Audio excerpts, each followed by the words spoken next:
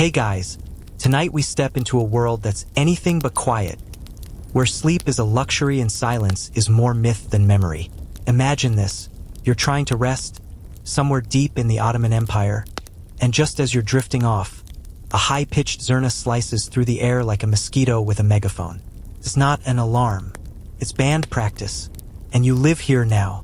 You're in a Janissary encampment, a stone's throw from a military procession ground, and your bedroll is tucked under a creaky wooden platform.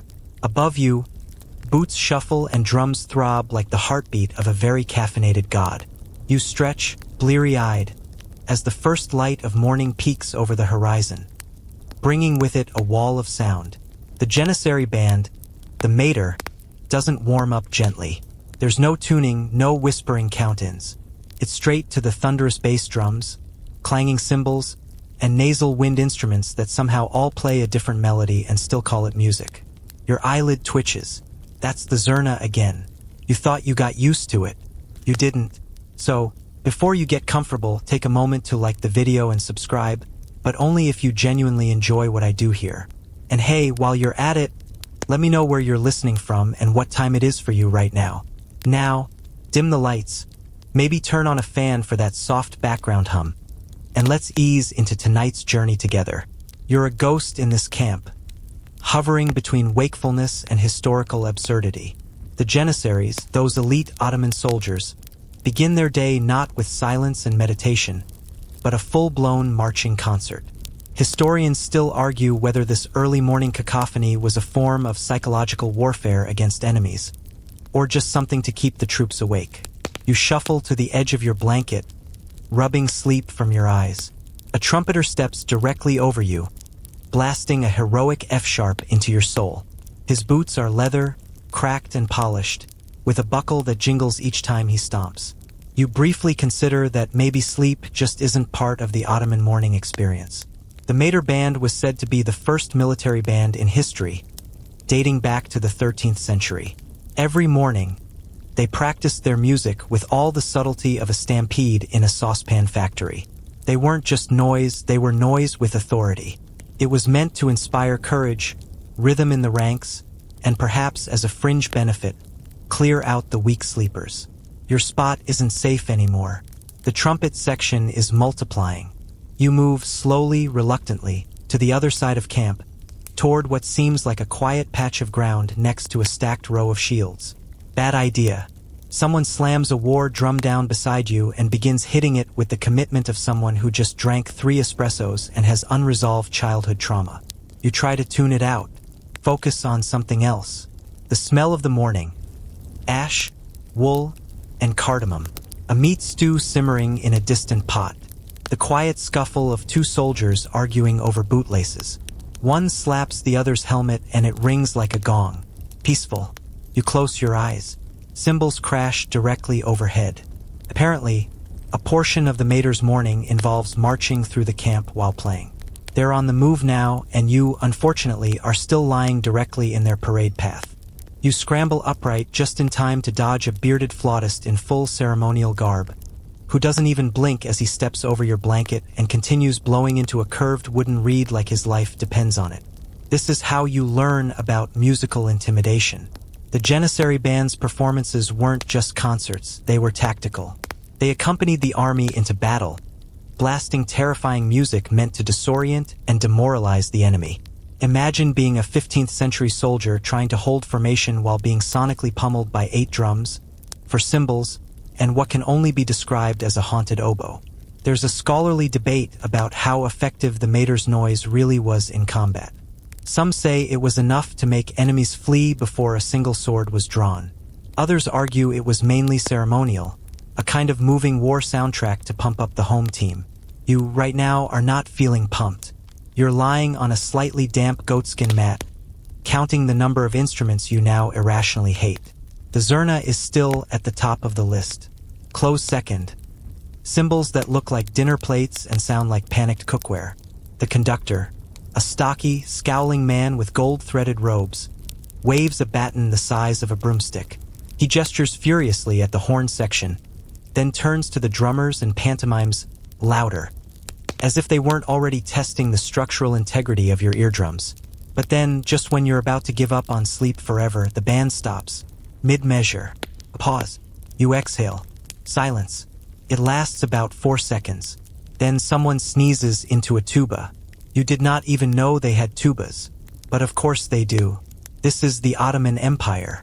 If it makes sound, they'll play it. A rooster crows nearby, late to the party. You sit up fully now, brushing dust from your tunic.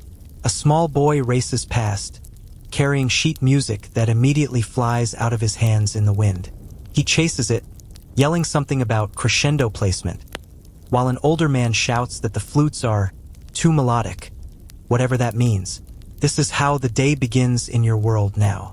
Not with gentle whispers or the slow creep of morning light, but with full-bodied Janissary chaos and an orchestra that rehearses like the fate of the empire hangs in the balance.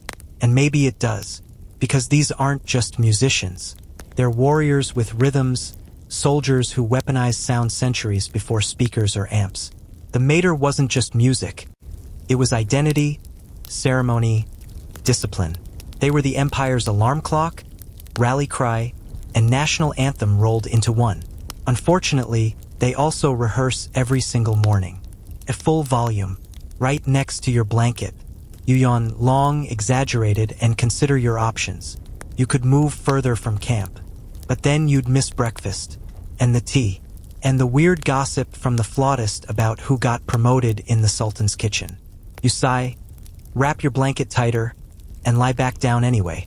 Somewhere behind your head, the Zurna takes a deep breath.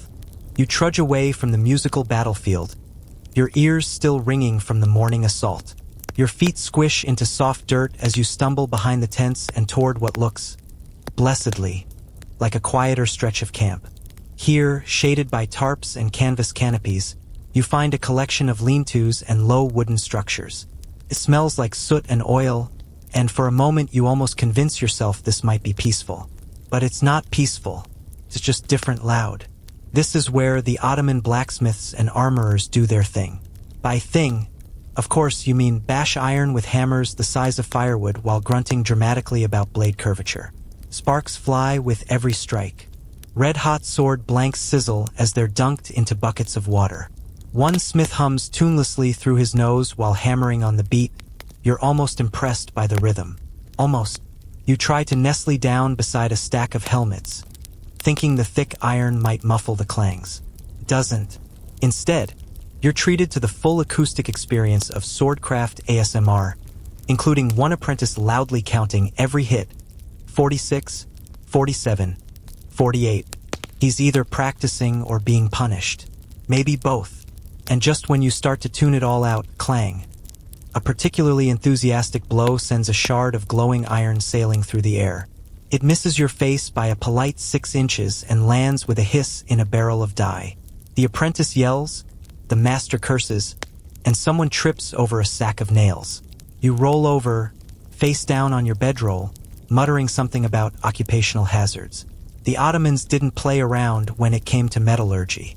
Their armorers produced not just gear for war, but works of art, chainmail that shimmered like fish scales, helmets etched with delicate calligraphy, even curved scimitars with balance so perfect they practically fought battles by themselves. Historians agree the empire's craftsmanship rivaled, and sometimes surpassed, even the most refined European workshops of the time. Still, no one mentions how loud it all was. A man nearby is sharpening what looks like a poleaxe while humming a lullaby that sounds suspiciously violent.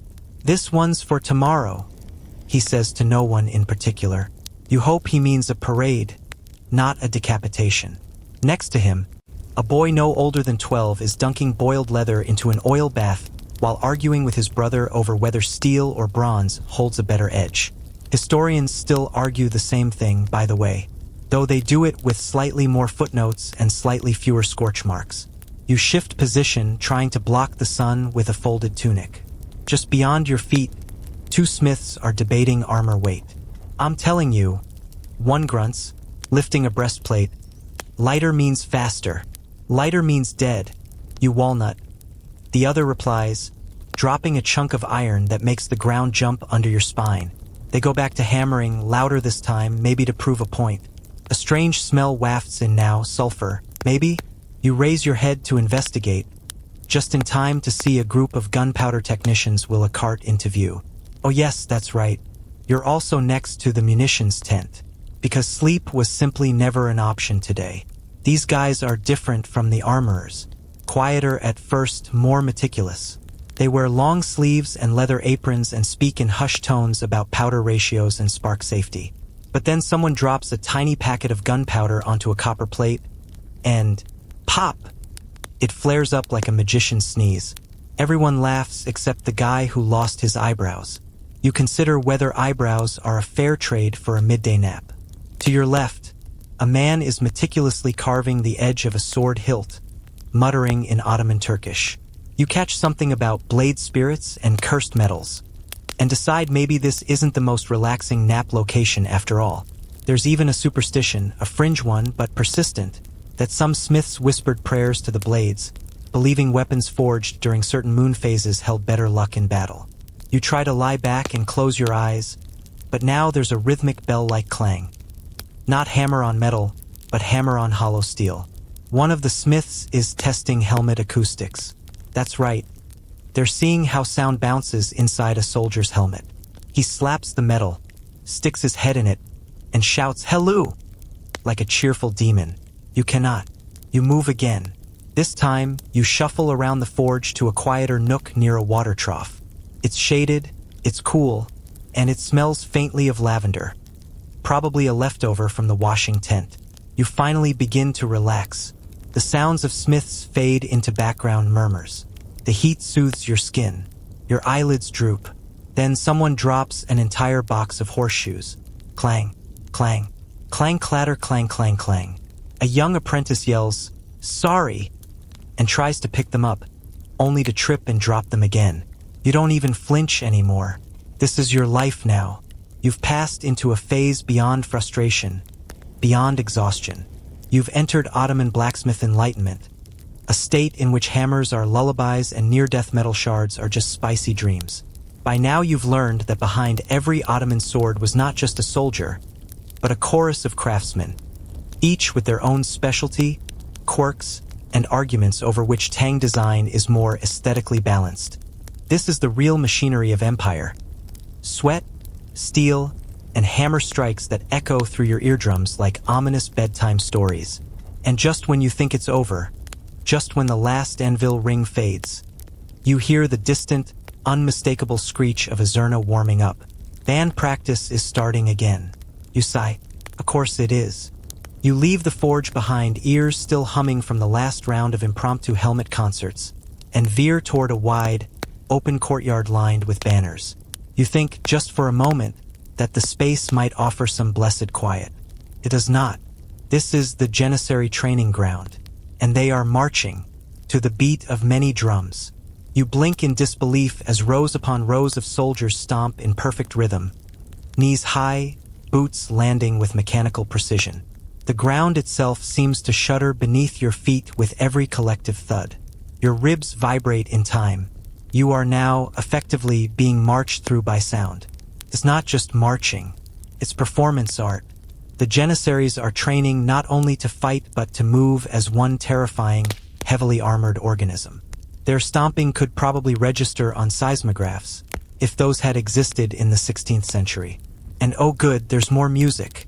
A drummer on a small wooden platform stands beating a massive davul, the double-headed bass drum that looks like a ship's wheel and sounds like divine thunder.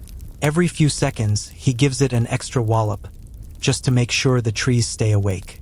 His assistant is clanging zil, giant brass finger cymbals, with such flair that you wonder if he's part percussionist, part magician. You sit down on the edge of a low stone wall and try to pretend the sound isn't compressing your brain. Someone nearby is serving food. You smell warm bread, grilled lamb, onions, and something that might be rosewater. Your stomach grumbles loudly. At least it's a different kind of noise.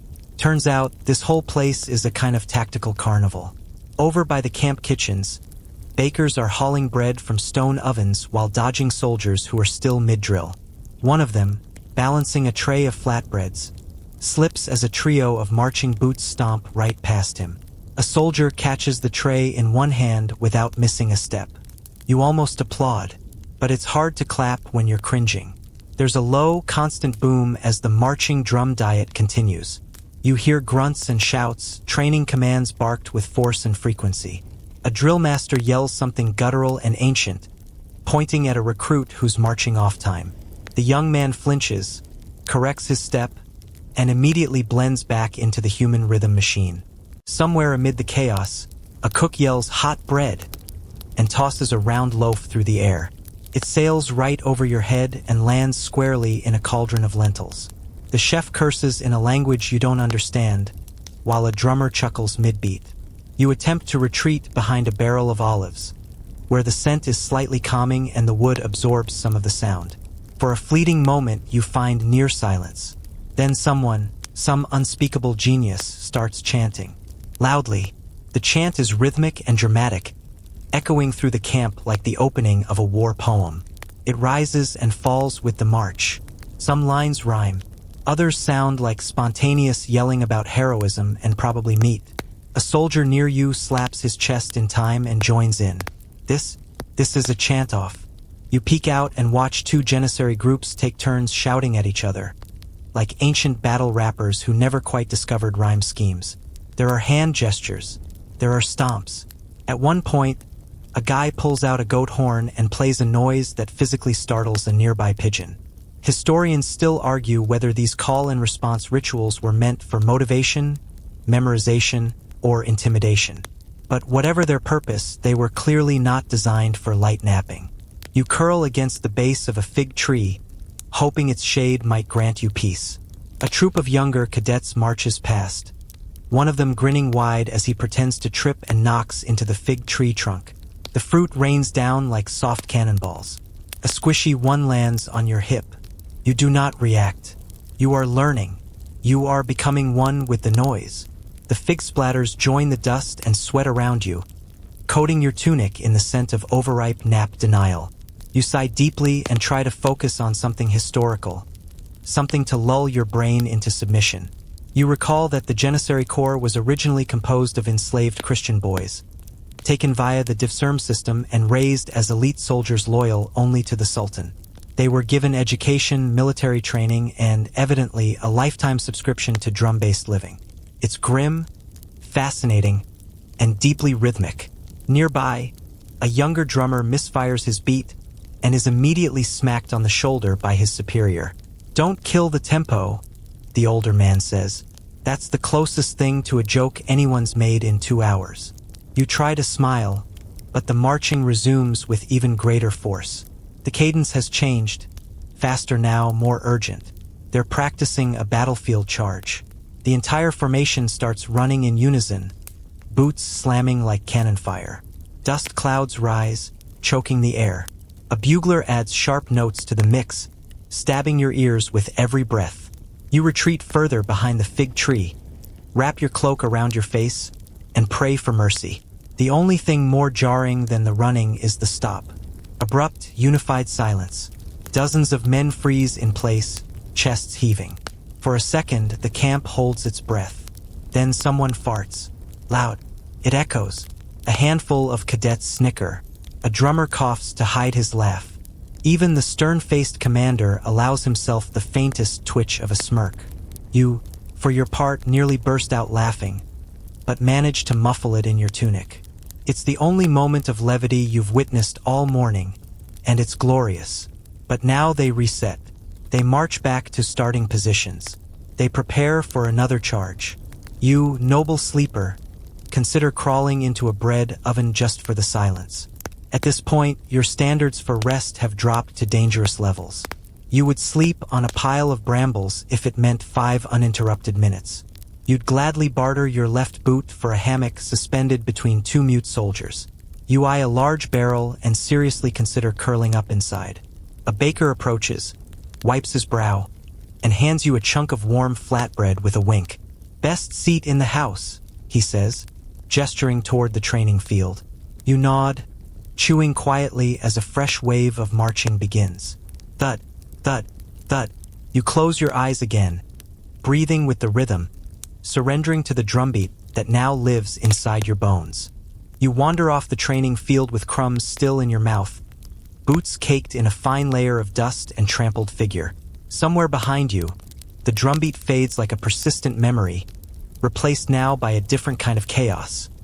Less rhythmic, more random. You're drawn by the echo of clanging bricks, shouted measurements, and the unmistakable sound of someone accidentally knocking over a bucket. You've stumbled into the engineer's quarter. At first glance, it looks like a construction site that exploded. Wooden scaffolding leans at angles that feel structurally offensive.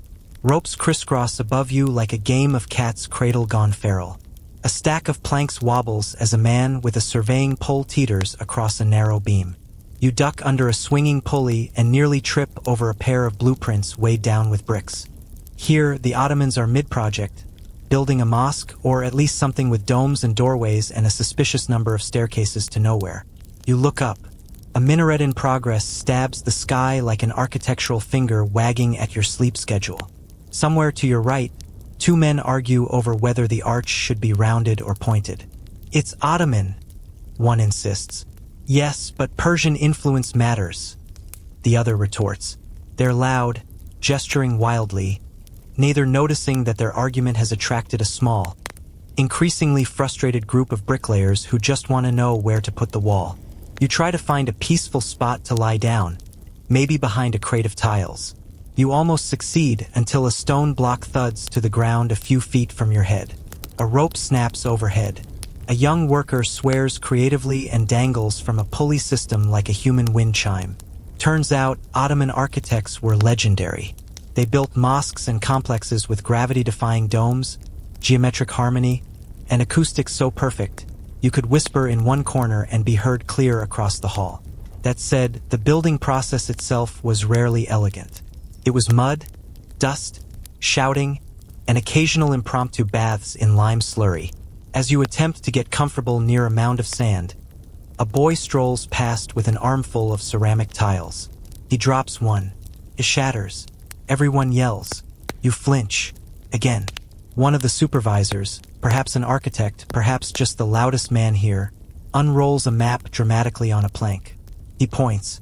"We shift the wall 2 cubits left. Align with sunrise." Another worker, sweating profusely, nods and says, "You said 2 cubits right yesterday." "Did I?" "You did." "Well, today I meant left." This is the level of decision-making currently vibrating through your attempted nap zone. To your left, a scholar leans on a stack of carved stones, reading a scroll aloud to no one in particular. He's testing poetic inscriptions for the doorway arch. "What rhymes with paradise?" he asks. Plasterer shrugs. "Rice." You try to block out the voices and rest your head on your pack. It smells like dried lentils and hope. Just as your body starts to give in to fatigue, a distant pop echoes through the camp. Not another drum. Something sharper. You raise your head, more gunpowder testing. Excellent. They're experimenting with explosive demolition now. You rub your temples. There's an old belief, whispered by apprentices and dismissed by scholars, that certain Ottoman architects could feel the balance of a structure through their feet. The floor tells you. One of them says now, barefoot on a stone slab. It hums when the line is right. He stomps, listens, stomps again. The stone hums. You wince. It's a deeply awake hum. You get up and wander toward what seems to be a quieter stretch, a corner where some scholars have set up writing desks, their backs to the construction site. You breathe, quiet muttering, ink pots, quills, scrolls, blessed academia. You approach, hoping the sound of pen on parchment might be your salvation. Then one of them knocks over the inkwell. The ink splatters into the open scroll of another scribe, who gasps like he's just been stabbed in the soul.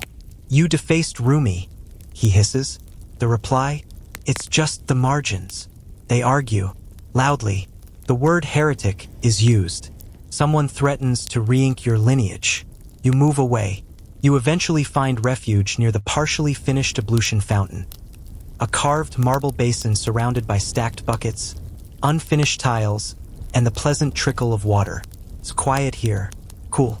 Wet stone presses into your back as you lie down beside a copper pipe that leaks ever so slightly. You listen to the droplets. Steady, predictable. You close your eyes. A child runs past and cannonballs into the unfinished basin. The splash soaks your side. You don't move. You've stopped resisting. In this liminal state between waking and dreaming, you reflect on the absurd harmony of it all. The shouting engineers, the stomping architects, the poetic bricklayers. The Ottoman Empire was a machine made of contradiction. Scientific yet superstitious, orderly yet chaotic, precise and yet somehow always arguing about which wall was load-bearing. Historians still debate whether Ottoman building crews worked from centralized plans or adjusted things in the moment, reacting to the terrain, the Sultan's whims, or perhaps the emotional state of the foreman. Judging by what's happening around you, you suspect it was mostly the third option. The minaret above you shudders faintly as someone hauls a bell into place. It clinks against the stone, and for some reason, that sound is almost soothing. You imagine the bell swaying in the wind, silent for now, but destined to call the faithful to prayer with melodic urgency. You stretch, exhale, and try again. The fountain trickles. The wind cools your face. The poet is yelling about ink viscosity. But you, resilient dreamer, are not defeated yet. You leave the architects and scholars to their inky feuds and trek toward the outer wall of the city. You're told it's quieter past the gates. You are lied to. The gates open into the bazaar. A sprawling web of shouting, selling, and spicy smells that assault your senses like a caffeinated slap. This is not a market. This is a soundscape. The Ottoman Spice Bazaar is a place where subtlety goes to die. You're barely 3 steps in when someone thrusts a lemon under your nose and yells something about cleansing the humors. You stumble backward, only to be caught by a cloth merchant who tries to wrap you in 4 feet of silk while proclaiming loudly that you have the skin tone of a northern prince. You are too tired to argue. You are now dressed in silk. As you shuffle along in your unrequested outfit, you attempt to find a corner to rest. But there are no corners, only new angles of noise. A date vendor offers you one on the house, and another for your dreams. You thank him, chew quietly, and try not to fall asleep standing up. Overhead, a parrot squawks from a merchant's awning, mimicking sales pitches in a variety of accents. Only 3 coins, very fresh. Buy or be cursed. The bird screeches. A child claps. You blink at the parrot, wondering if it takes naps. You envy it. This place is a full-body experience. The ground is uneven cobblestone. The air is heavy with coriander, roasted nuts, rosewater, and freshly tanned leather. There's a sizzling sound near your elbow. Someone is frying something on a tiny brazier while describing, loudly, how it cures lovesickness and goat stubbornness alike. To your right, a man is haggling over rugs. This one is Persian. It smells like feet. That is authenticity, my friend. They laugh, clap each other on the back, and exchange coins. The rug changes hands. You don't know if anyone won. You sidestep the transaction, nearly knocking into a man balancing a tower of pillows. He sways, grunts, and walks off, muttering about customers who nap on the display beds and don't buy anything. You feel personally attacked. You spot what appears to be a low bench beneath an awning, a shady little paradise flanked by crates of figs. You inch toward it, but before you can sit, a woman swats you away with a fan. Reserved for real customers, she says. You glance at the figs. They're not that good.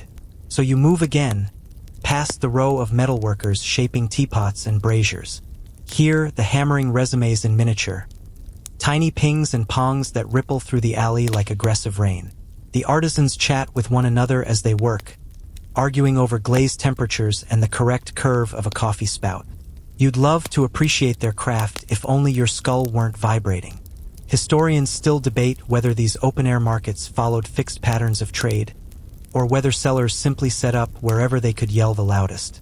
Some claim the bazaar was laid out like a labyrinth on purpose, designed to confuse newcomers and force them to walk past every stall.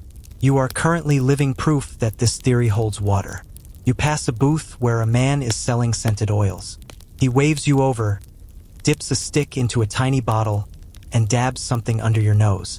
Smells like cinnamon, pine, and regret. Helps with dreams, he says. I wouldn't know, you reply. He winks. You will. You stagger away, slightly more aromatic but no closer to rest. A row of food stalls looms ahead. It's lunchtime now and the volume triples. Someone slams a ladle into a copper pot. Another slices lamb on a spit with all the delicacy of a sculptor attacking marble. The shouting intensifies. More stew. Less garlic. Who dropped the flatbread?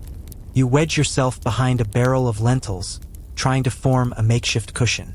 You lean back. It's almost bearable. You close your eyes. A man next to you slaps a fish on a scale. It flops once, twice, lands in your lap. You open your eyes. You hand the fish back. He doesn't apologize. He just grins and says, freshest in the city. You consider becoming a fishmonger. Maybe they sleep during off hours. Further along the alley, you hear music. Not the violent thunder of the Janissaries. This is softer. A reed flute, a string dude, maybe a drum that someone's actually playing quietly for once. A group of performers gathers near a tea house, setting up their instruments in the narrow shade.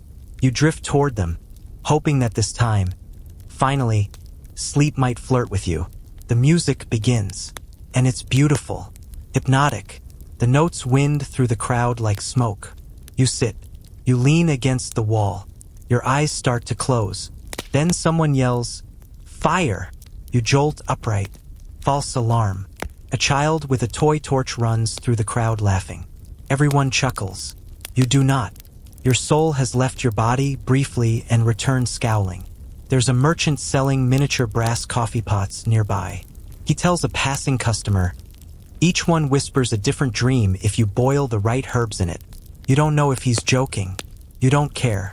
You want to boil the herb of silence. As you move past his stall, you hear another vendor telling fortunes. He holds a dried apricot in one hand, a small black mirror in the other. You will be visited by many loud people, he says. You walk faster. Eventually, you find yourself at the far edge of the market, beneath a cloth canopy fluttering in the breeze. The ground is padded with old rugs. The scent of spices gentler here, the voices more distant. There's a cat sleeping in a basket. You take this as a sign. You sit. The cat stretches, yawns, and settles back down. You mimic it. Breathe in. Breathe out. Finally, a single note drifts on the wind. A soft flute. You think maybe someone drops a crate of brass directly behind your head. The cat bolts. You remain motionless, staring up at the canopy. You whisper, I was so close. You give up on the bazaar. It has defeated you. The spicy dreams, the scented oil promises, the apricot prophecies.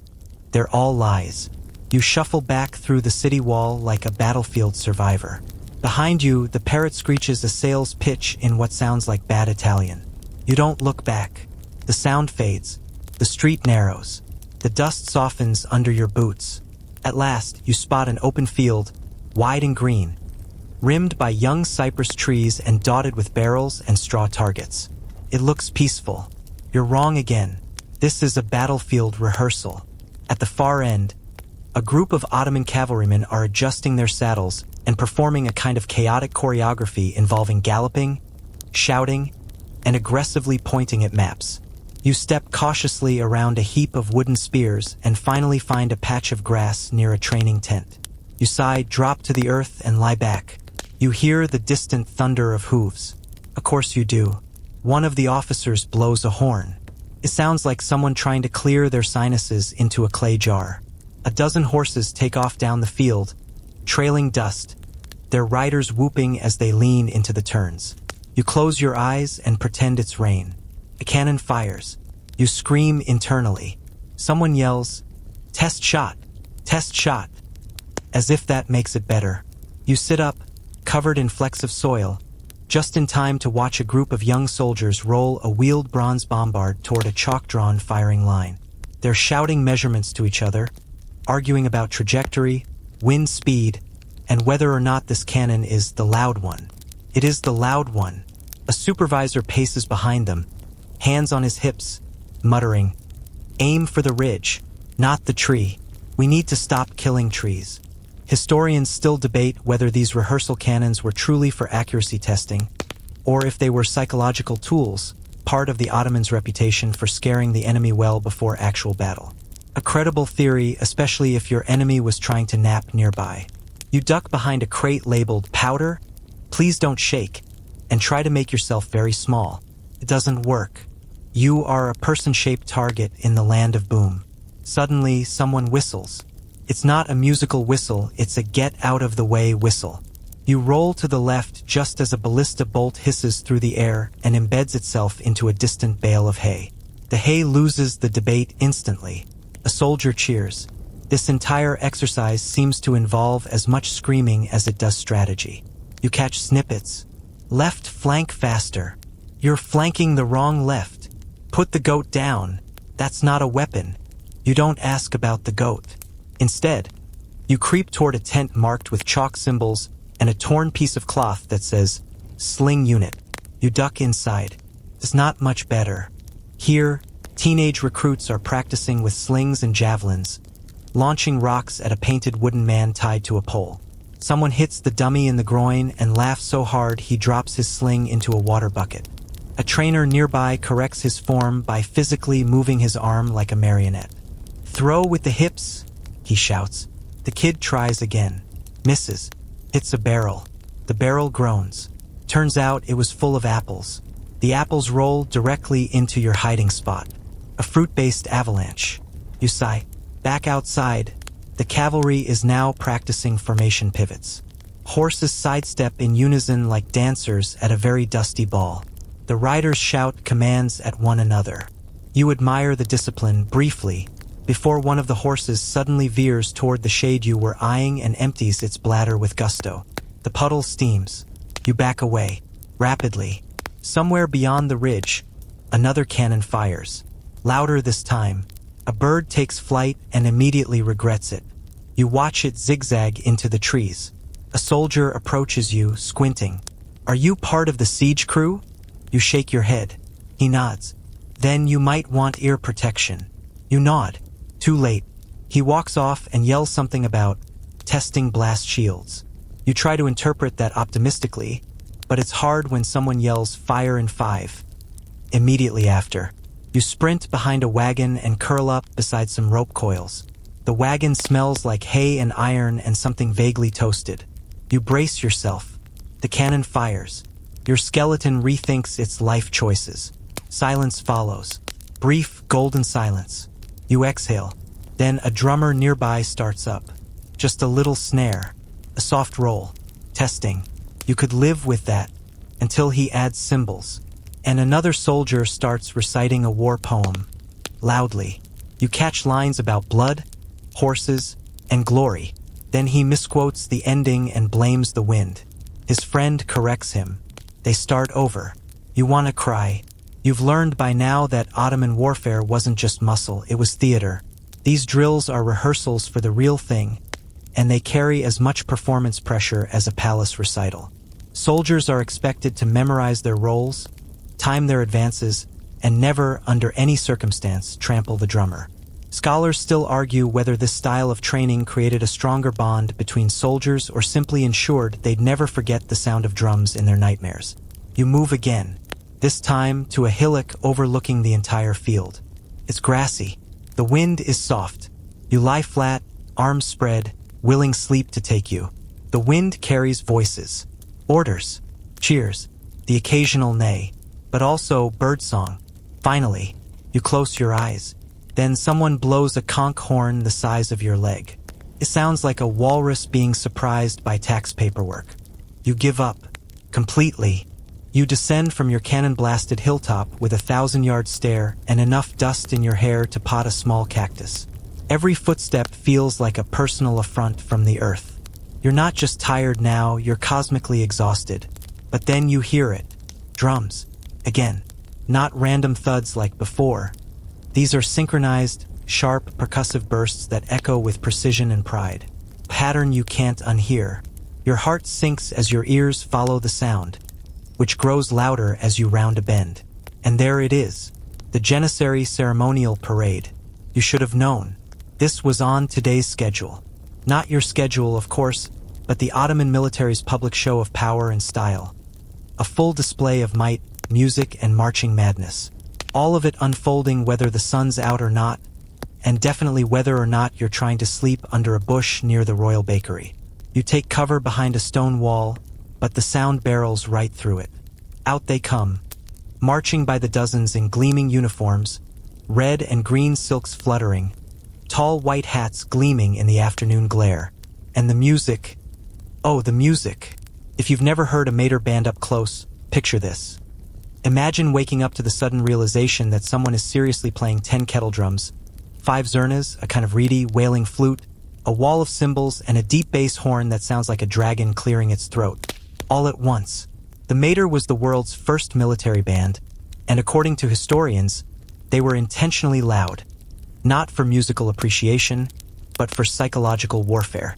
Their rhythms were meant to rattle enemy morale from miles away. For you, they rattle your feelings. You close your eyes. Big mistake. The parade turns your way.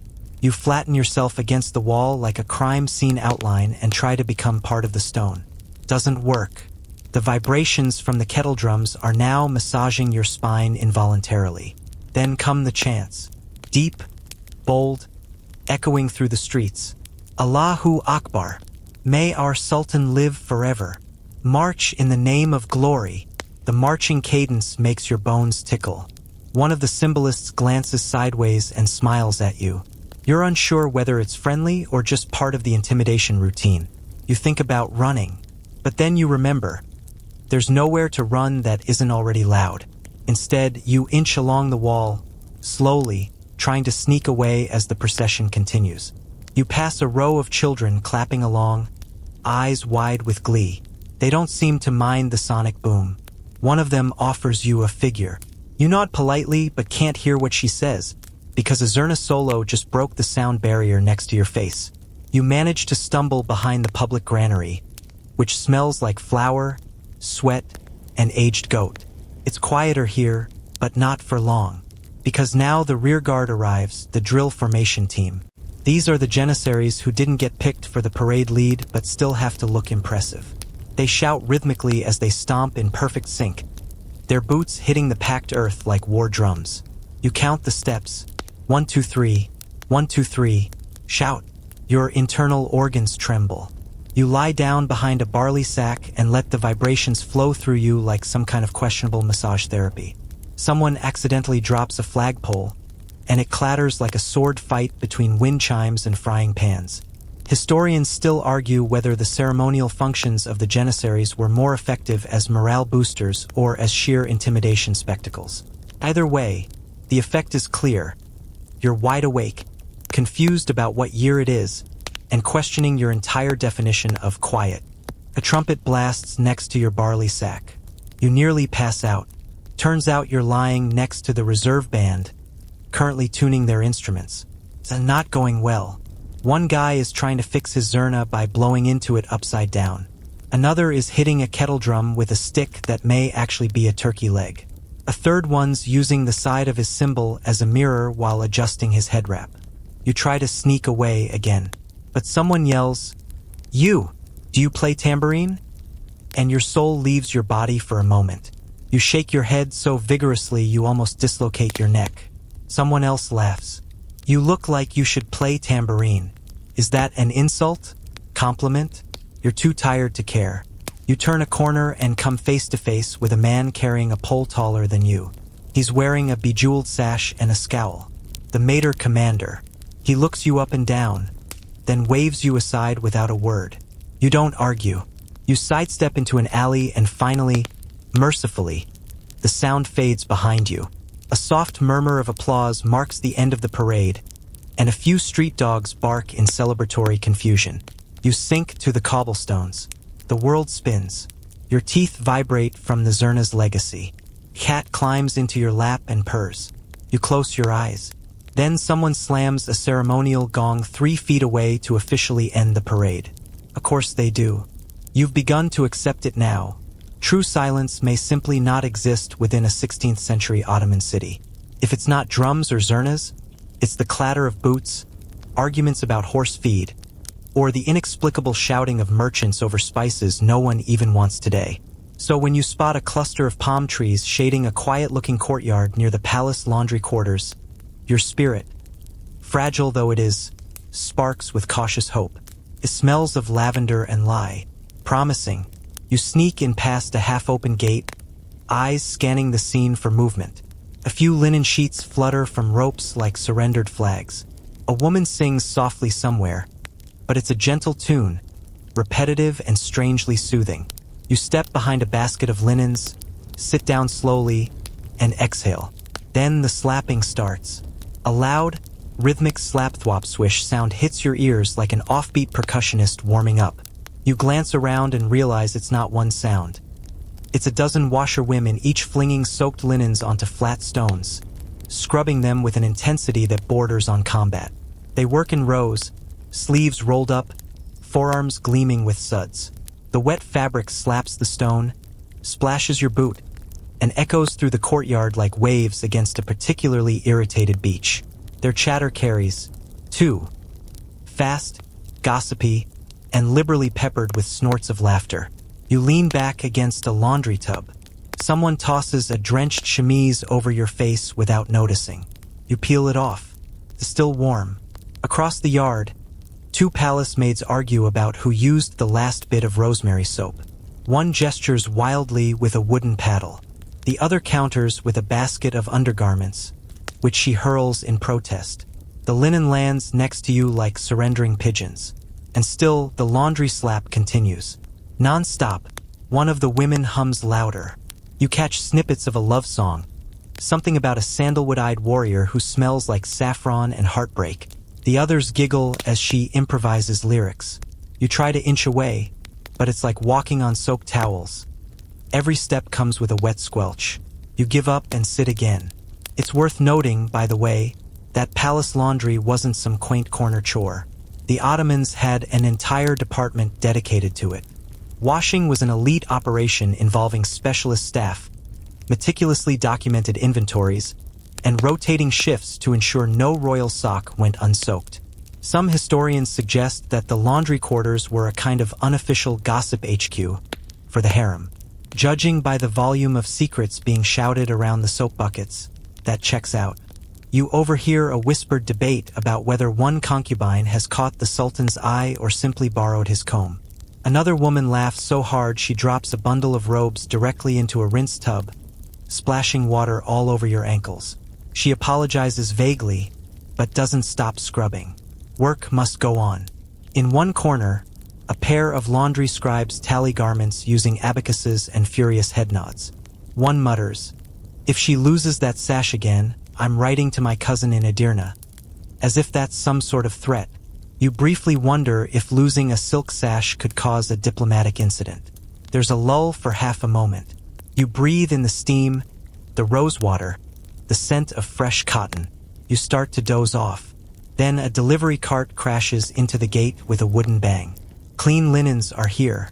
It's pulled by two donkeys, both braying with exhaustion. The driver hops off, yells about being late, and starts flinging wrapped bundles toward the laundry crews like he's distributing rations in a time of siege. Each bundle lands with a wet thud. You shield your head as one sails dangerously close. It lands on your foot. You're now part of the laundry stack. A girl near you calls out, "Hey, he's sitting on the blue towels," and laughter follows. You smile weakly. It's fine. Dignity is a luxury here. A teenager with a tattoo of a tulip on her wrist pauses in front of you, hands on her hips. You don't look like staff. You consider pretending you're mute, or maybe a visiting bathhouse inspector. Instead, you just shrug and say, "Wrong courtyard." She nods sympathetically, then yells, "We got a tourist again," and everyone groans in familiarity. Turns out this happens more often than you'd think. You slip off toward the side wall, stepping gingerly over rinsing buckets and abandoned sandals. As you near the archway, one of the older washerwomen tosses you a half-dry towel. "You look like you need this," she says, smirking. You accept it with something approaching gratitude. As you finally step outside, The sound of laundry slaps and womanly conspiracies fades behind you. It's been one of the less aggressive ambushes today, but your head still rings with splashy percussion. You wrap the towel around your shoulders like a medal. You've survived the wash yard. Barely. A bee lands on your ear. You flick it off. A cat from earlier trails behind you, meowing judgmentally. You walk toward a quieter alleyway, only to see 3 scribes engaged in a screaming match over paper thickness. But that's for another section. Your feet hurt. Your back hurts. Even your eyebrows hurt. Somehow. And now your shoes are soaked. Your robe smells like boiled lavender. And you've developed a twitch in your left eye from hearing that Zerna solo 3 hours ago.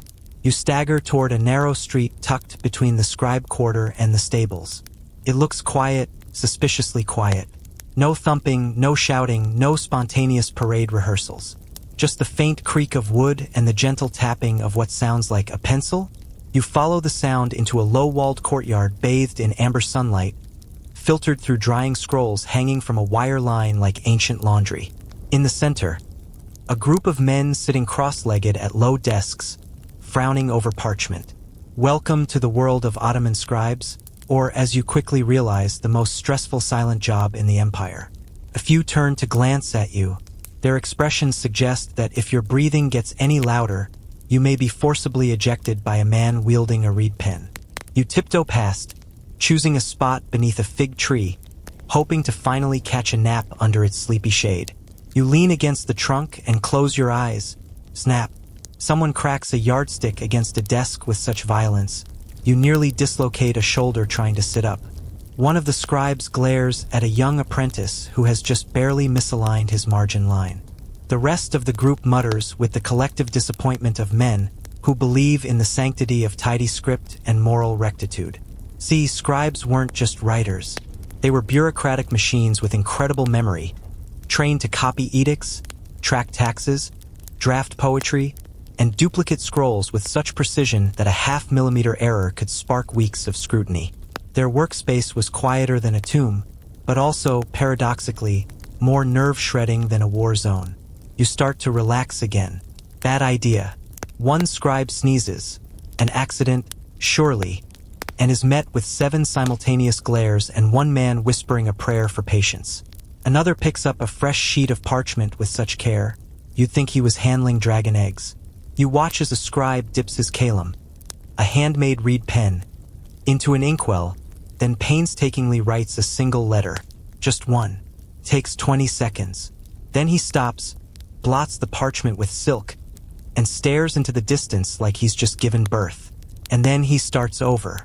Historians still argue whether these intense copying sessions were meant as devotion to order or a subtle form of imperial mind control. Either way, you're now more afraid of a misplaced comma than you are of janissaries with drums. In the corner, 2 senior scribes bicker over calligraphy spacing. You hear words like aesthetic treason and lineal offense. One threatens to report the other to the chief archivist. The other rolls his eyes and slams shut a portfolio as dramatically as a slammed door. You're about to drift off when someone begins reciting aloud. It's not chanting. It's something worse. Poetry correction. A young scribe reads a verse while an elder interrupts constantly. The tulip bends to the moonlit river. No, you skipped the possessive particle. But, start again, with respect this time.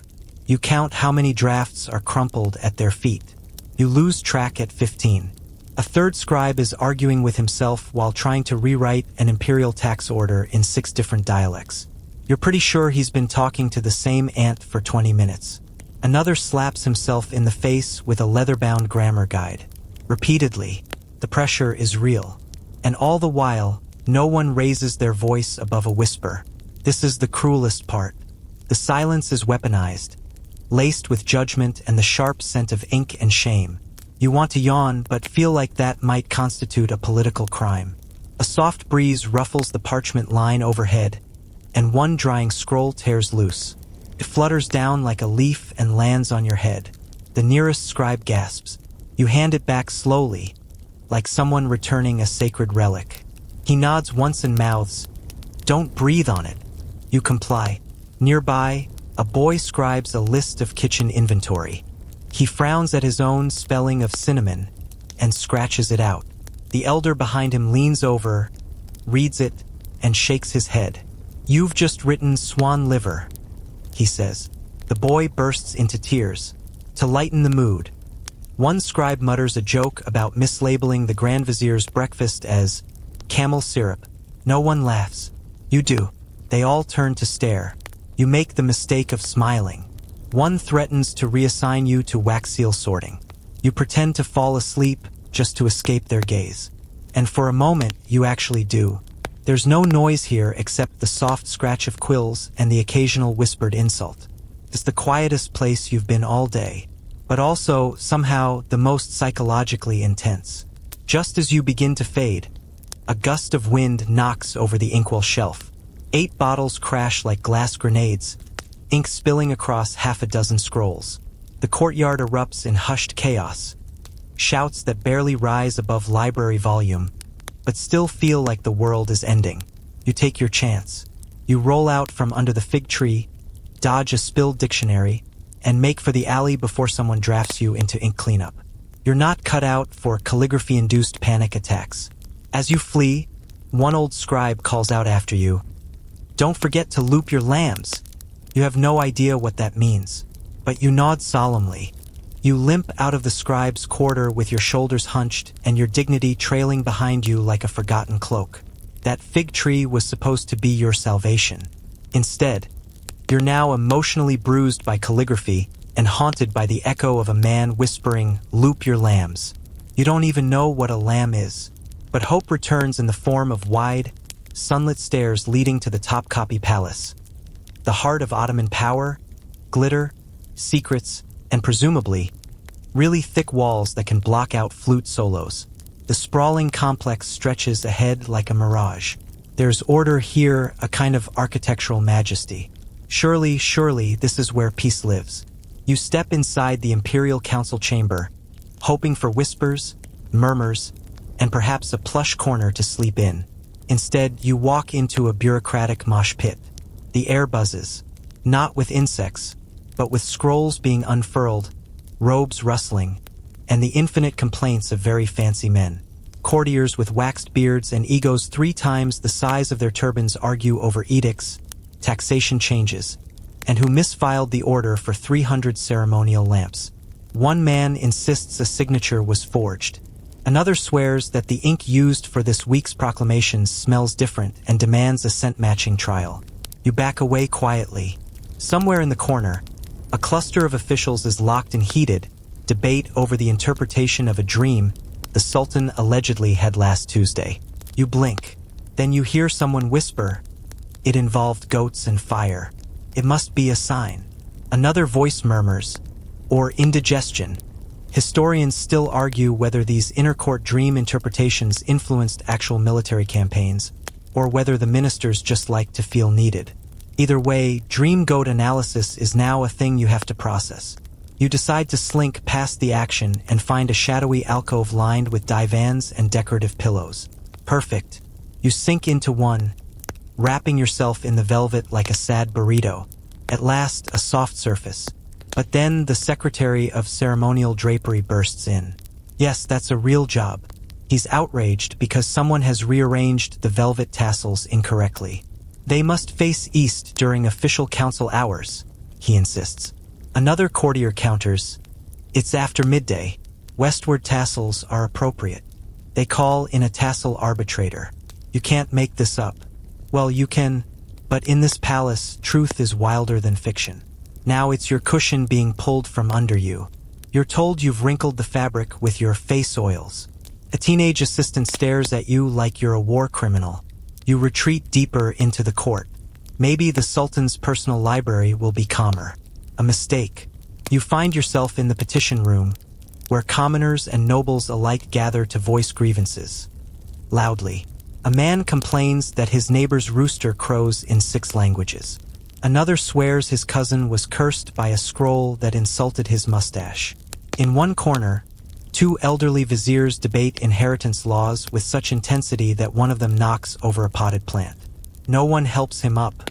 Instead, They begin debating who is legally responsible for the plant's suffering. You hear the word precedent tossed around like it's a brick, and there, nestled in the noise like a reluctant guest, sits the Sultan himself, draped in pearls, surrounded by silk, and somehow managing to nap through the whole mess. You stare in envy. A eunuch beside him leans over and whispers. He's trained himself to sleep with one ear open. It's an advanced skill. You nod respectfully, trying to look like someone who, too, could drift off amid bureaucratic chaos. You can't. You try the courtyard instead.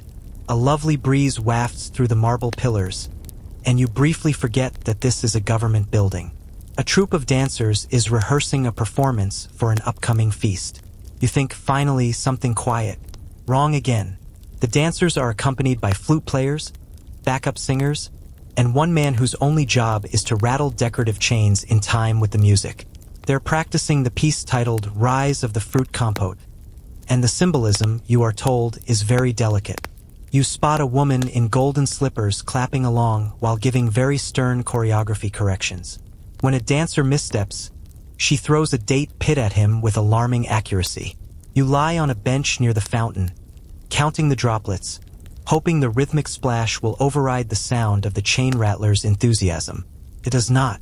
Peacock walks past. It screams. You scream internally.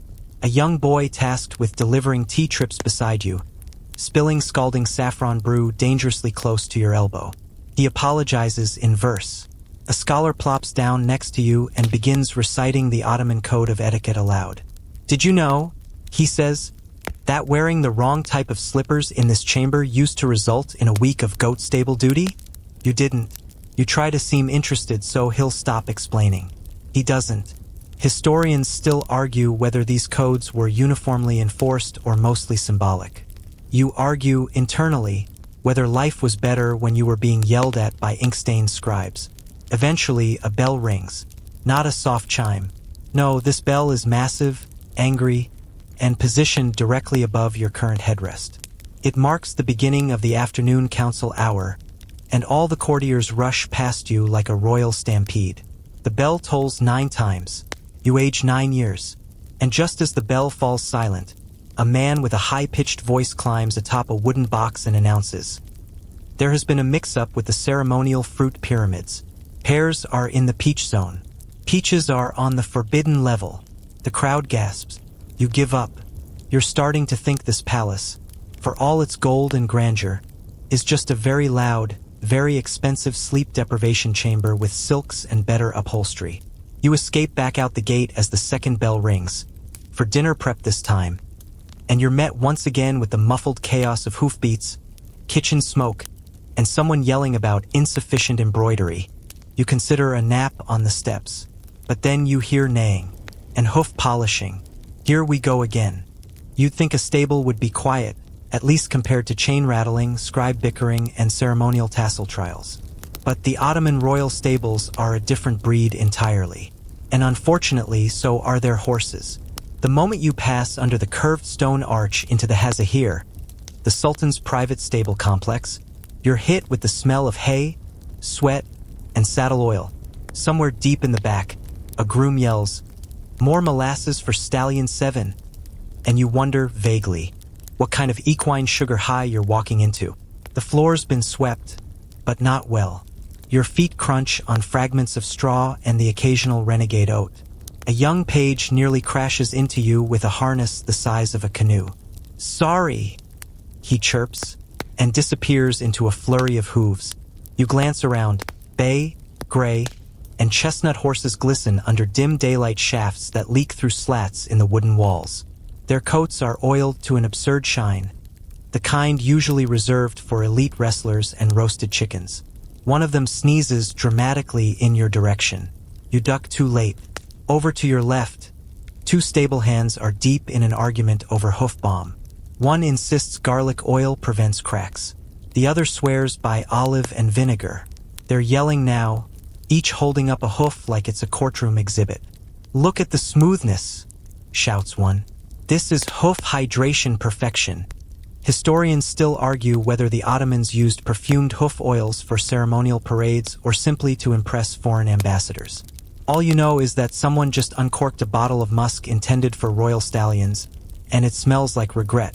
You edge away, trying to spot a soft pile of hay, anything that might serve as a temporary pillow. Instead, you're nearly trampled by a trotting lesson.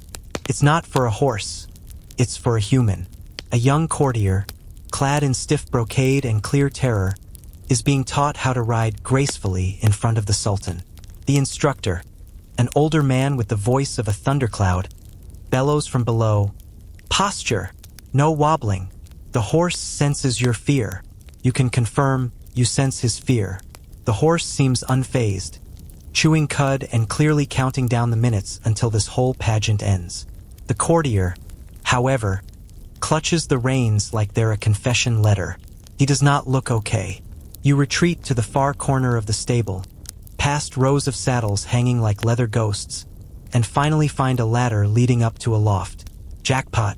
You climb quietly, each step creaking just enough to make you wince, and emerge into a small hayloft open to the rafters.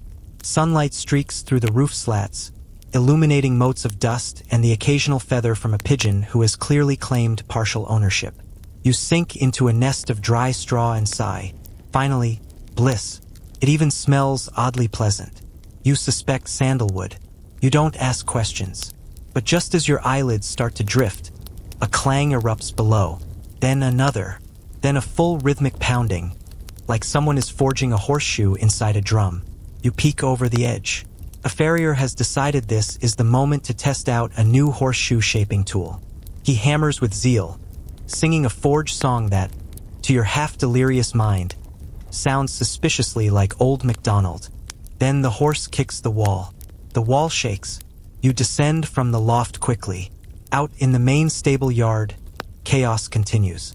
A man in velvet trousers is performing saddle stress tests by galloping in tight, dizzying circles around a fountain. "Notice the side stitching," he shouts to no one in particular.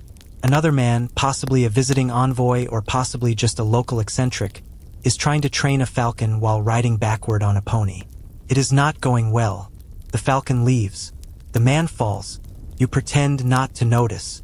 Near the fountain, two boys are washing horse blankets in a basin the size of a hot tub, arguing whether the Sultan's favorite steed prefers lavender or rose-scented rinse. You slowly back away, trying not to get roped into a blanket fragrance debate. Then there's the horse groomer chorus. At least 6 grooms, lined up in front of the elite horses, are chanting rhythmically as they brush and braid tails, claiming it calms the animals. It may calm the horses, but the chanting is not subtle. They say things like, "brush to the left," "no bumps, no frizz," and "shiny like the moon," or "you're dismissed." One horse flicks its tail in annoyance. So do you. You briefly hide in the tack room, which smells of sweat and polished wood. Leather straps hang from the beams like a medieval chandelier. A lone saddle tester sits on a stool, examining each buckle with exaggerated seriousness. He hums, the same 4 notes, over and over. Historians still argue whether tack testers were considered craftsmen or simply obsessive decoration fanatics. Either way, this man is humming himself into a trance, and you're the unwilling audience. You try another escape, this time through the back gate that leads to the royal riding arena, a flat expanse of sun-baked ground lined with carved benches. Maybe, just maybe, it'll be quiet. It is not. A troop of junior Janissaries is rehearsing mounted formations, galloping in geometric patterns that are somehow both impressive and nerve-wracking to behold. Their captain barks orders in time with a booming kettle drum. Turn on the 3rd bell. Curve like the crescent moon. From your shady perch behind a water trough, you wonder whether it's too late to switch time periods. Maybe ancient Egypt had fewer horses. But then again, crocodile dung sunscreen. Never mind. You tip your head back, staring at the clear blue sky. The horses, the grooms, the singing, the rattling tack. It all starts to blur together into a kind of chaotic lullaby. If sleep is possible here, it will not be graceful. But it may be inevitable. Just as you start to drift off, a young groom walks by, shouting gleefully, The horse pied in the ceremonial corridor again. You give up. You wander out of the stables, brushing flecks of hay off your sleeves, hoping, against all logic, that somewhere, someone in this sprawling Ottoman complex knows how to whisper. Instead, you're drawn toward an unfamiliar scent. Not horses, not musk, not roasted nuts, but something vaguely holy. And also, smoky? That's how you find yourself walking directly into the middle of the Janissary cannon blessing ritual. Yes, it's exactly what it sounds like. Set up in the Royal Artillery Yard, half open-air workshop, half spiritual stage, the cannons of the Empire stand at attention like Bronze War elephants. Massive, gleaming, some etched with intricate patterns and imperial inscriptions. They look less like weapons and more like monuments someone forgot to place in a museum.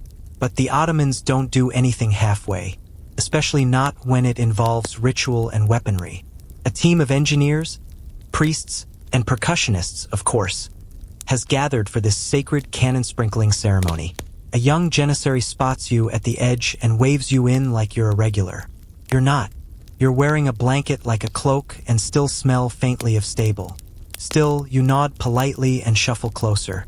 The ritual begins with chanting, deep, rhythmic phrases in Ottoman Turkish, each verse resonating in your ribs like distant thunder. You're told it's a blessing for precision, range, and divine trajectory. You're also told not to sneeze during the verses, which suddenly makes your nose feel like it's plotting betrayal. In the center of the yard stands the main cannon. The lion's roar, a beastly bronze artillery piece rumored to have brought down fortress walls in a single blast. It has an engraved lion mid-roar on the barrel. A Janissary apprentice leans over and whispers, "That one once exploded a French diplomat's eardrum, by accident." You nod as if you understand cannon diplomacy. Now comes the incense portion. Priests with braided belts begin swinging thuribles that release trails of frankincense and something else. Maybe cinnamon, maybe gunpowder. It smells like a bakery that doubles as a fireworks shop. One priest walks the length of the cannon, muttering prayers, as another follows behind, gently tapping the bronze surface with a metal wand. To awaken its spirit, someone explains. You're not sure if the cannon has a spirit, but it definitely has a temper, judging by the scorch marks on the adjacent wall. Then, for reasons known only to ceremony and tradition, a gilded ladle of rosewater is gently poured into the cannon's mouth. Purity, they murmur. Purity for war. Historians still argue whether this was religious, symbolic, or just a way to keep the metal cool before firing. Some claim the cannon blessing ritual actually began after a misfire took out a food tent during lunch hour. Speaking of food, someone nearby is roasting chestnuts. Not officially part of the ritual, just happening. Meanwhile, an engineer with soot-streaked cheeks begins calibration testing, carefully inserting a long iron rod into the cannon's barrel and measuring its alignment with the stars. This isn't poetic, it's quite literal. An apprentice is holding a celestial chart, muttering latitude figures and adjusting a quadrant. You blink. "I thought this was a blessing, not astronomy." You whisper to yourself. "Same thing," replies a nearby Janissary. You don't argue. Suddenly, a bell rings. Sharp, loud, and unnecessary. It wasn't part of the plan. Someone hit the bronze lip of a cannon with a stick. It echoed like a church bell during an earthquake. Several pigeons explode skyward. You clutch your chest like a swooning duchess. The priest frowns. The engineers smirk. Someone mutters. He does this every time. The ceremony regains its footing. Now comes the tuning fork moment, which shouldn't exist but does.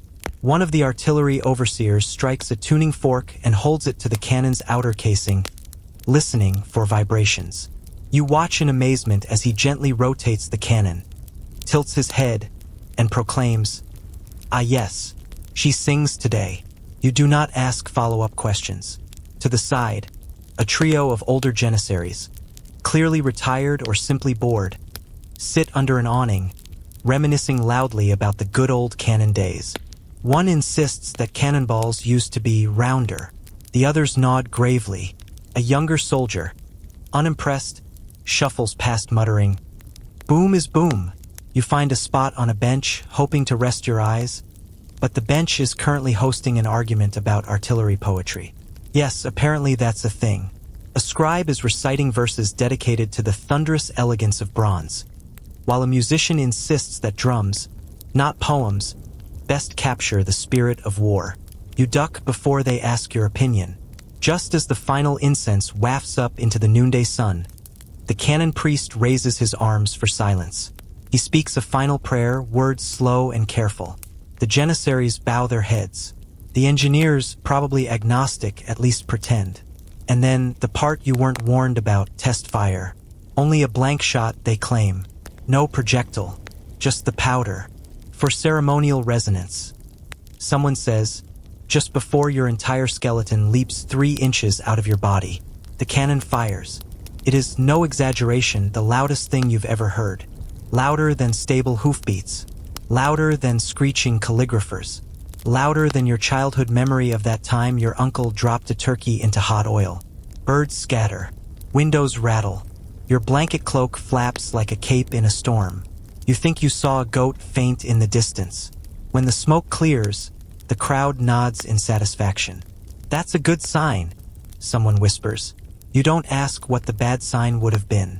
As the group disperses, you finally exhale. Your ears ring like temple bells, but at least no one is yelling anymore. You consider curling up on a pile of gunpowder sacks, but think better of it.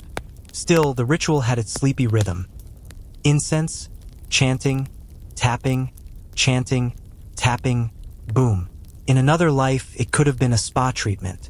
You wander off, smelling faintly of rosewater and sulfur, ears ringing and spirit just a little bit blessed.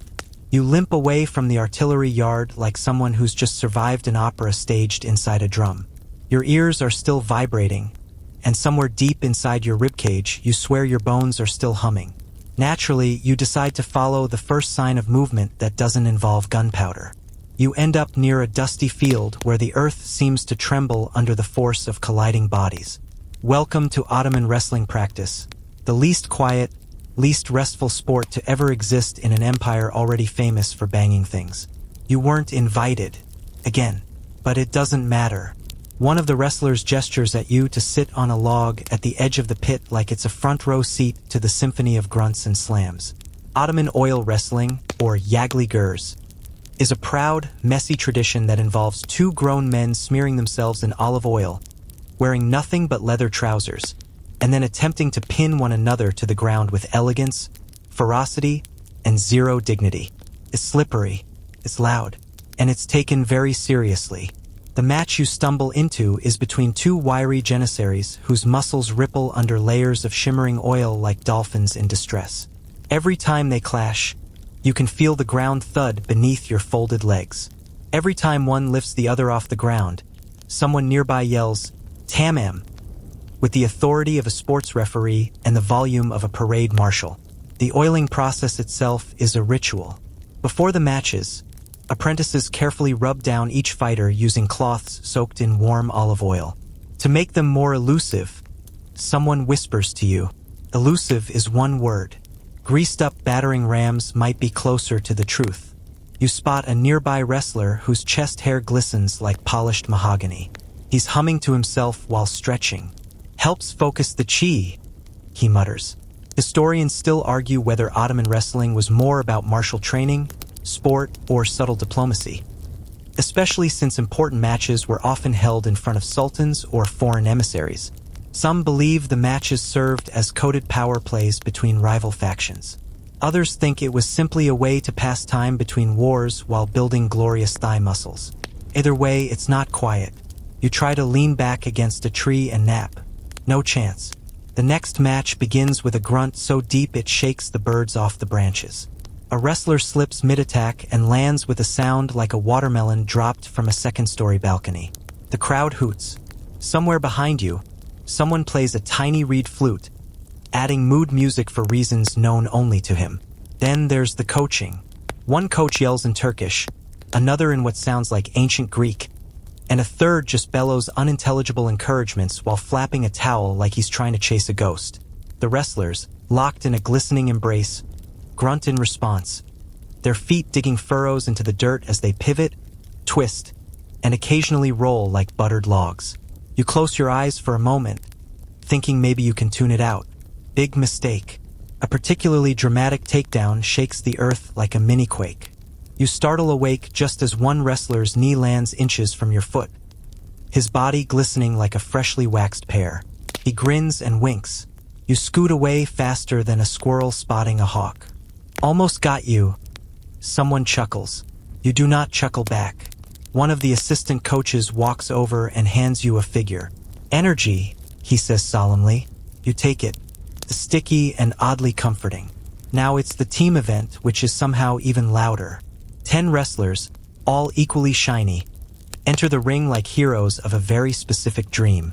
They line up, bow, and lunge forward in a full-contact oil ballet. You watch with morbid fascination as the scene devolves into a blur of elbows, knees, laughter, and yells.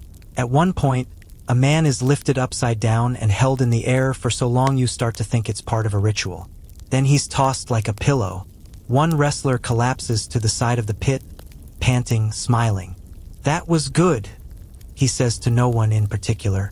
A young boy, likely an apprentice, rushes over with a bucket and rag, wiping the sweat and oil from his trainer's face. You notice the boy is wearing earplugs. Genius. Nearby, 2 elders sip tea and watch silently, occasionally nodding when someone executes a particularly clean sweep or lock. Strong arms, but bad footing. One mutters, "Too much flash," the other replies. It's like listening to a cooking show judge a breakdance competition. You finally lie back in the grass, eyes half closed, trying to pretend the grunting is distant ocean surf. It's not, but your brain is doing its best. Just as you start to drift into a kind of oily meditation, the coach yells, again. 10 wrestlers leap up and line back into formation.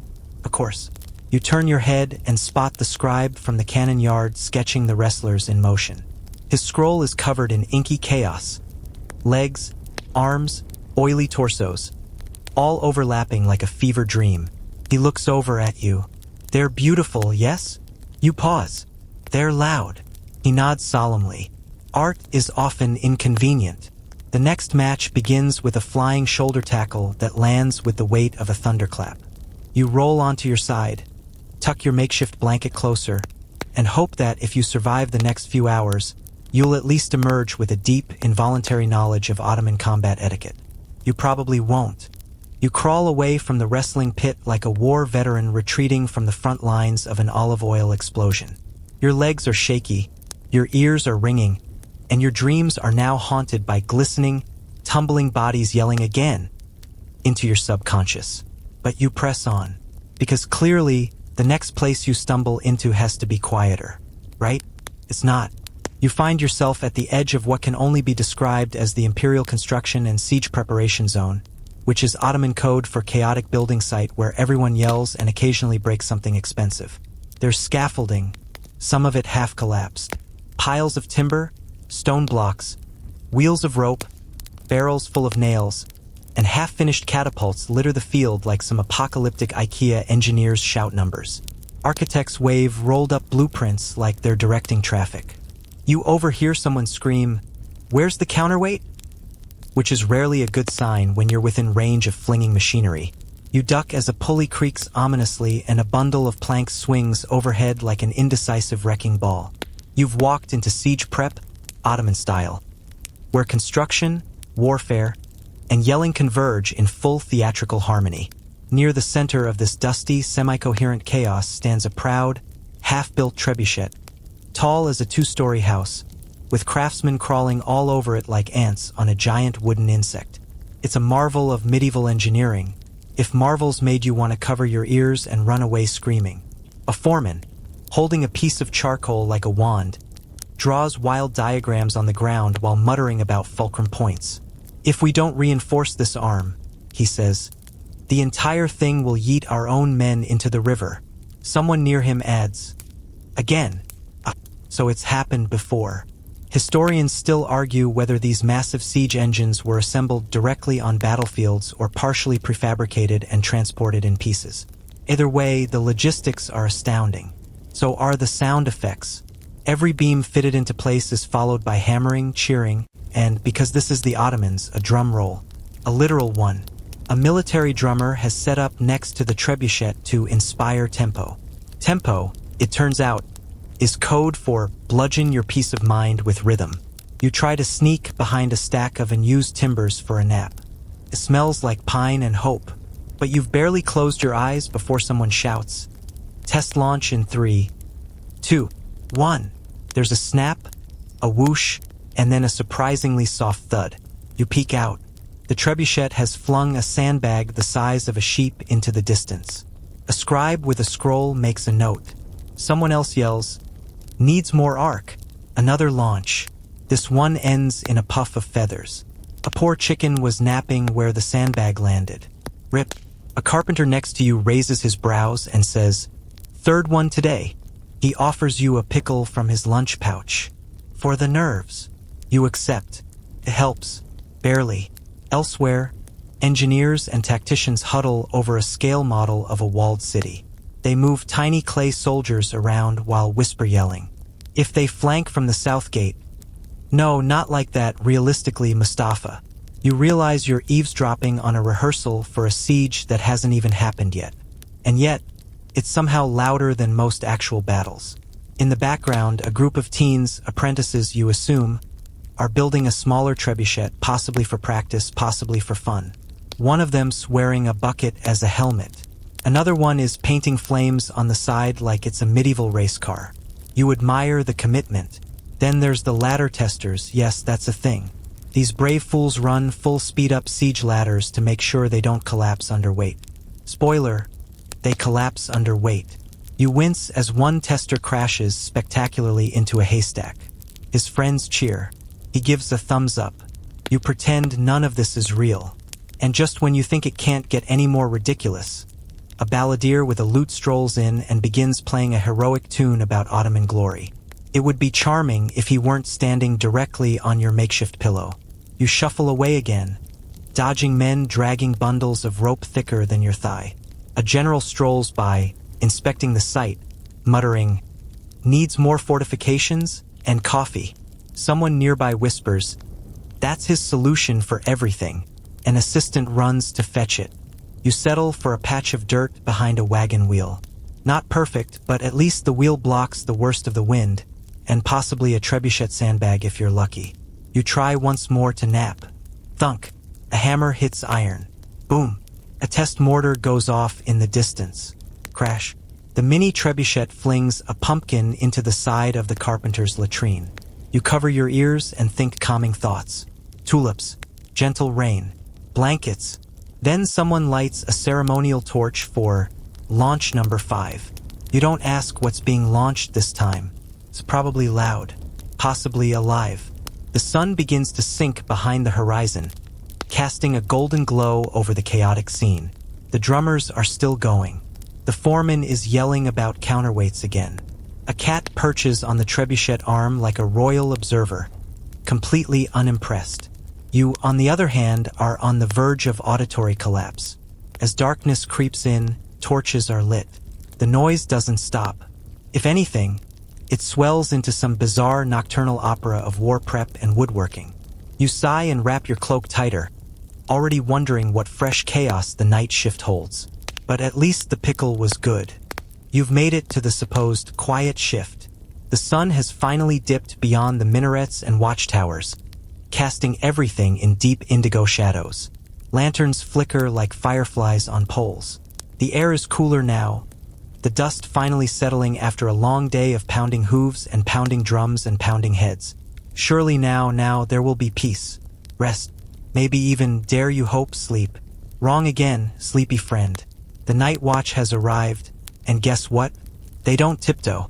You're lying on a mat of reeds near the edge of the palace grounds, trying to count sheep or camels, or maybe trebuchets, when suddenly, clang. That's a lantern.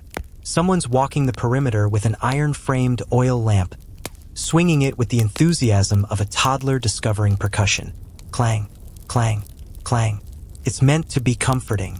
A rhythm that says, "Don't worry, the guards are here." But to you it says, "Good luck staying unconscious, sucker." You turn over, hoping to block it out with your hood. It helps, until you hear shuffling. Soft leather boots over gravel. But there's no stealth to it. Ottoman guards are proud of their stride. It's all confident footfalls and jangling scabbards, as if they're auditioning for a nighttime percussion ensemble. And speaking of noise, someone nearby is debating philosophy. Yes, you've found the palace insomniacs. A small group of courtiers sits cross-legged near a fountain, their lanterns gently bobbing as they argue about Aristotle and Avicenna. It starts politely enough, with murmurs and chin-stroking, but by minute 10, one man is standing, jabbing a finger at the stars, shouting something about the nature of the soul. Another yells back, citing logic like it's a sword. You're trying to meditate through it. You picture waves, moonlight, carpets of lavender fields. But then a catfight breaks out, literal cats this time. Two of them screech and tumble across the courtyard in a blur of fur and fury. Someone claps sarcastically. You curl deeper into your blanket. This is your life now. Elsewhere, near the kitchens, night staff move like whispering shadows, but their trays aren't quiet. Every dropped spoon is a shotgun blast to your nervous system. A boy drops a stack of copper cups. Crash. You feel the vibrations in your molars. There's the soft whine of a whetstone, too. One guard sharpens his scimitar under torchlight, slowly, rhythmically, with the kind of deliberate shhhk that sounds like a bedtime lullaby for assassins. Historians still argue whether the night guards of the Ottoman court were trained more for vigilance or ceremony. But either way, subtlety clearly wasn't part of the curriculum. One of them stops near your sleeping spot. He peers down, probably wondering if you're dead, or just too broke to afford a tent. He shrugs and walks away. You thank him silently for not poking you with the end of his halberd. Behind you, the scriptorium is somehow still active. A lone calligrapher, perhaps fueled by coffee and spite, works late into the night. Every few minutes, he sighs loudly, as though the ink itself has disappointed him. You hear the brush pause, then resume. Pause. Resume. Every pause makes you tense. Even the breeze can't decide whether to soothe or irritate. It rustles the canopy of trees above, whispering secrets in a language just out of reach. Occasionally, a low horn from the harbor sounds in the distance. Even the ships won't let you rest. A pair of Janissaries jog by on patrol, not whispering, but casually chatting about a recent pigeon theft. One of them laughs so loud, it echoes off the walls like a gong. You debate throwing your shoe at him, but then you remember, they're Janissaries. They carry swords. You opt for forgiveness. To your right, someone begins tuning a ney flute. Just a few breathy notes. Just enough to keep your eyes twitching. It's unclear whether he's preparing for dawn prayers, or just really inconsiderate about sleep culture. There's a joke among Ottoman servants. The empire never sleeps, so why should you? It's meant to be funny. It hits too close to home. And yet, something strange happens. Around hour 3 of this constant sensory attack, your body stops fighting it. You begin to sink into a strange half-dream state. The clangs become distant. The debates blur. The rhythm of guard boots, familiar now, beats gently like a lullaby played on old drums. Your mind drifts. You imagine being a pigeon, high above, watching the palace from the eaves. The lights, the movement, the warm stones still holding the day's heat. You see the Janissaries and scribes and guards below as tiny figures, bustling like a wind-up model. You're safe up here, still, quiet. The scent of wood smoke drifts in. Somewhere, someone has finally banked a fire. A voice hums a lullaby. The rhythm of the flute, oddly, slows to something gentle. And just like that, your senses begin to soften. So now, finally, you're not just pretending to sleep. You're floating in that sweet in-between. Half in the world, half out. The clangs and stomps and shouts you've endured all day have faded into nothing more than vague background hums. White noise on an ancient Ottoman breeze. The guards still walk, of course. They always will. The scrolls will still rustle, the cats will still hiss, and the philosophers, well, they'll always find something to argue about. But for now, none of that matters. What matters is the gentle pressure of your blanket, the quiet rhythm of your breath, the way your body melts just a little more into the mattress or the floor or wherever you've finally settled down. You don't even hear the last drumbeat anymore, just the echo of it, like a memory of thunder from a storm long past. There's comfort in this ancient noise. Strange as it sounds, it held the empire together. It meant people were working, living, preparing. And now it lulls you the way it must have lulled countless others. Caravan guards, palace scribes, tired cooks with flour in their hair. Sleep comes to you not with silence, but with surrender. Let the whispers carry on. Let the night shift march. You've earned the stillness. And in the quiet between the clangs and chants, in the hush of pre-dawn that kisses every empire, your body lets go. Your mind releases its grip. And at long last you drift,